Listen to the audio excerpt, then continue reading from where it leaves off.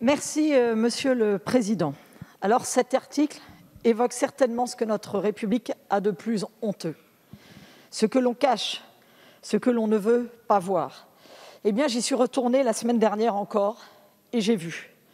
On cloître dans des hôtels, souvent sordides, toujours sinistres, des enfants. Et de ces enfants, on en fait un business. Des entreprises s'occupent de placer des gamins dans les hôtels, moyennant une commission prise sur le prix de journée qui devrait servir à les élever.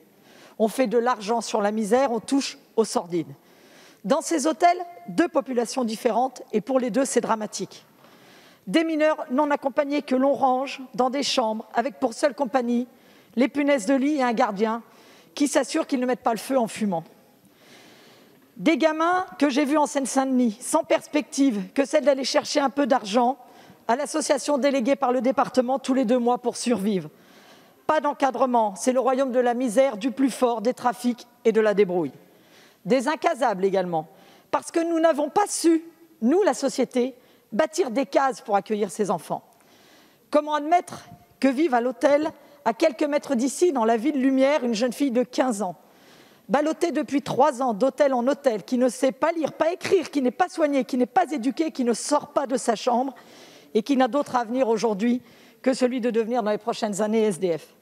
La ville de Paris semble bien riche pour accorder 1 000 € par jour pour gardienner cette jeune fille. Vous m'entendez bien, 1 000 € par jour pour un résultat aussi désastreux. Et malheureusement, c'est une parmi tant d'autres. Et comment admettre que notre promesse de fraternité vienne se briser sur la promesse d'égalité ? Comment admettre que des éducateurs ne réveillent pas les enfants qui pourtant sont inscrits dans un collège et qu'un éducateur vous dise qu'il n'allait quand même pas la réveiller pour aller faire un brevet blanc ?